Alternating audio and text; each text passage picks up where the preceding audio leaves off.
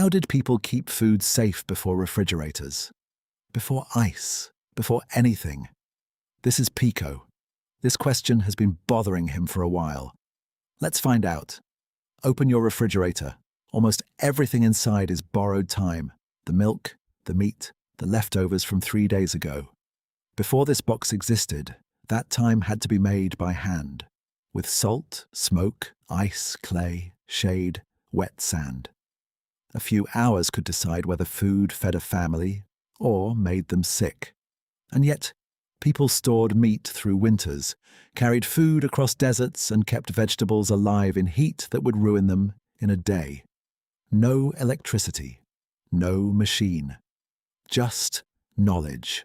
For most of human history, food moved toward you, and then immediately started moving away.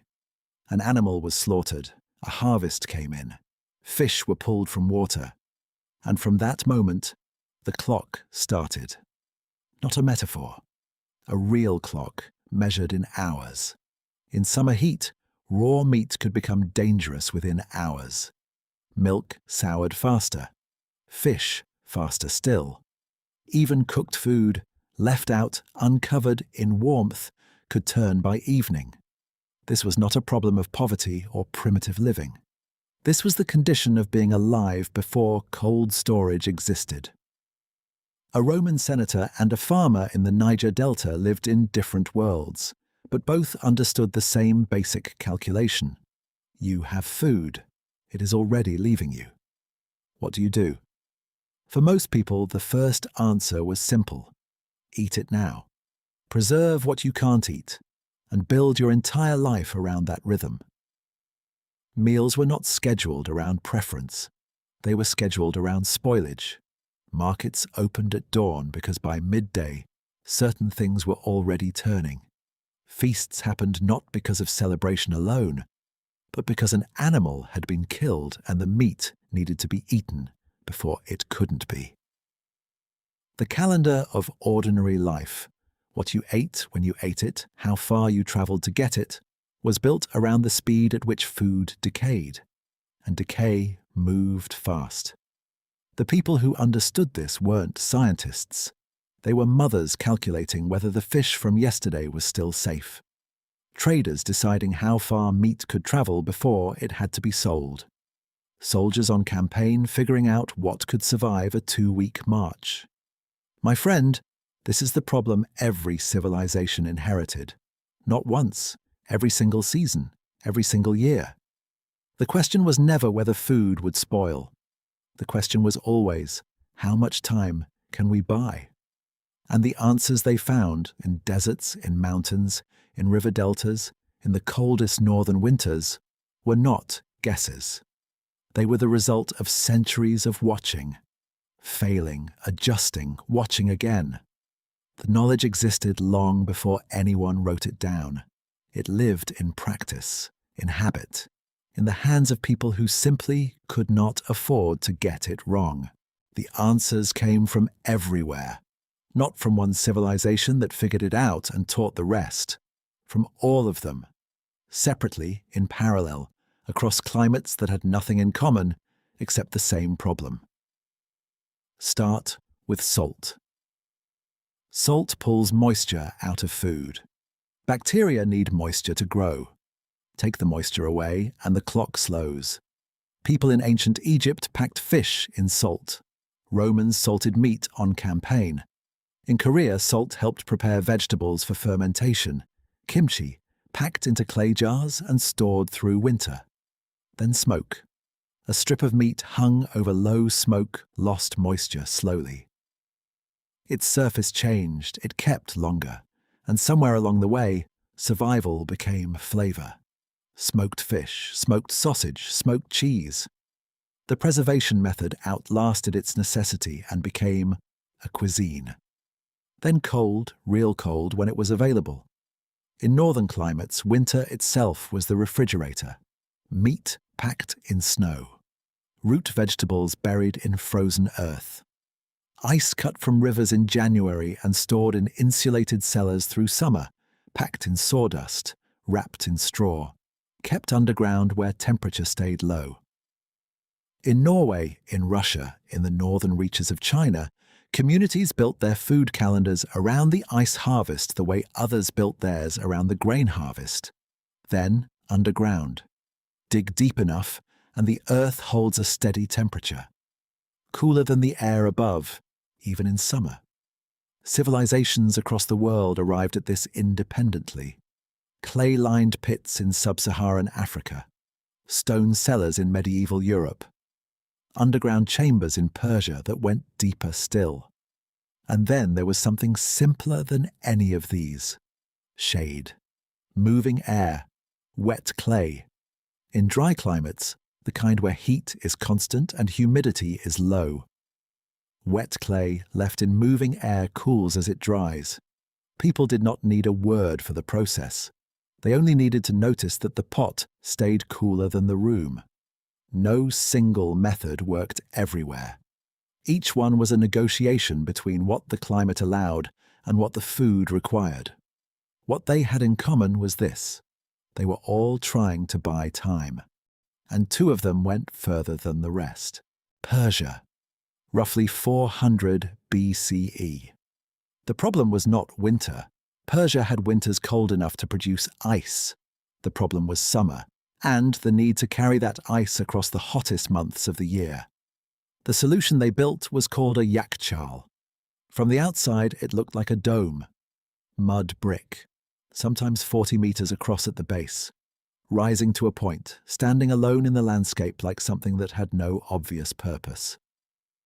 Inside, it went down. A shaft, cut into the earth, deep enough to reach the cooler layers below ground.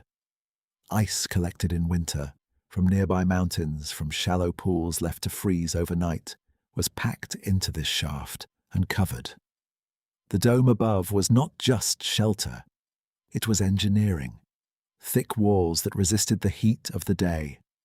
A carefully calculated shape that allowed warm air to rise and escape while cold air settled at the bottom. Some were connected to the wider cooling intelligence of Persian desert architecture. Shade walls, qanats, and wind catchers nearby. All designed to move heat away and hold cold where it mattered. In the middle of a Persian summer, in a landscape where summer heat could climb past 40 degrees, there was ice at the bottom of that dome.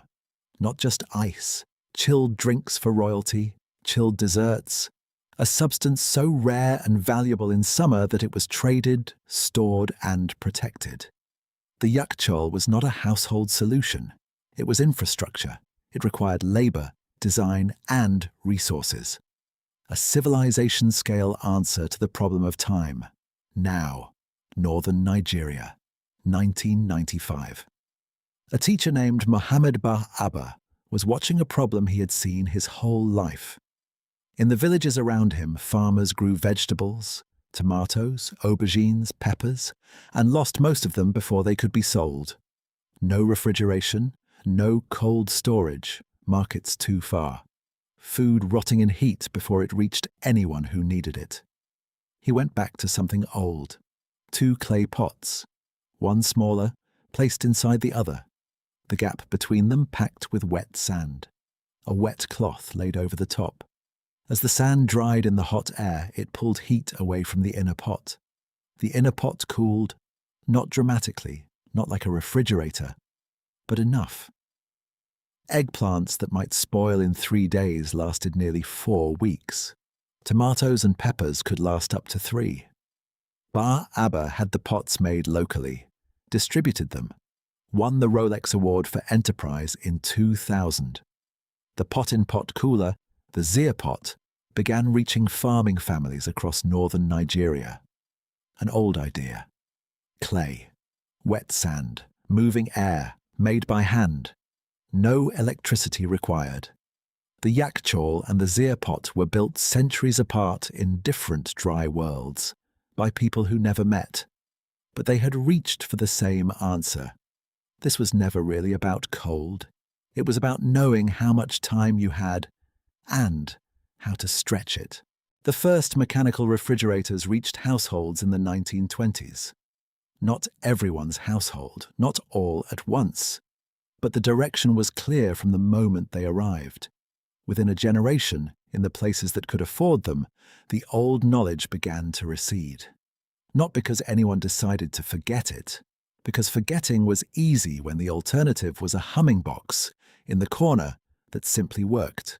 Salt curing became a craft. Smoking became a hobby. Root cellars were sealed over and built on top of.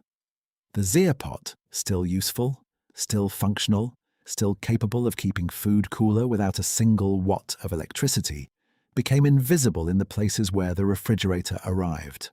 The knowledge did not disappear entirely.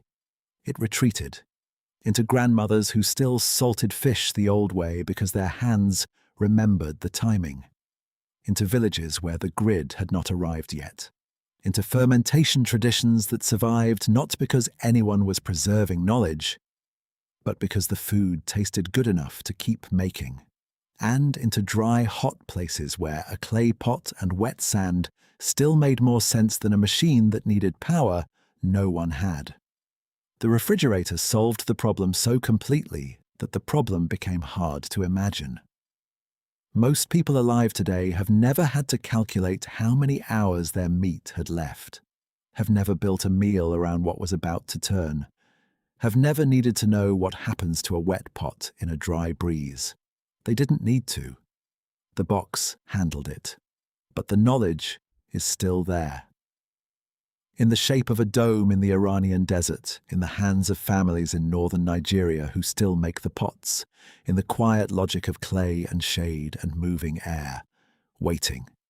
The way things that were once necessary always wait. Just out of reach. Just in case the box stops humming. There's a clay pot in the corner. Same pot, same shade, same dampness on the outside. I've been thinking about what it actually is. It's not a primitive version of a refrigerator. It's not a clever trick. It's not a backup plan for when the power goes out. It's an answer to a question that took centuries to ask correctly. Not, how do we make things cold? But, how much time do we have? And how do we stretch it? The yakhchal is still standing in the Iranian desert. The zeerpot is still being made in northern Nigeria. The grandmothers who salt fish still know something about timing that no machine has ever needed to learn. We didn't replace that knowledge. We just stopped needing to carry it ourselves. The pot is still damp. The air is still moving. Somewhere inside it, something is waiting, a little longer than it should be able to. That's not nothing. Someone figured it out, long before we thought to ask. And the answer is still sitting in the shade.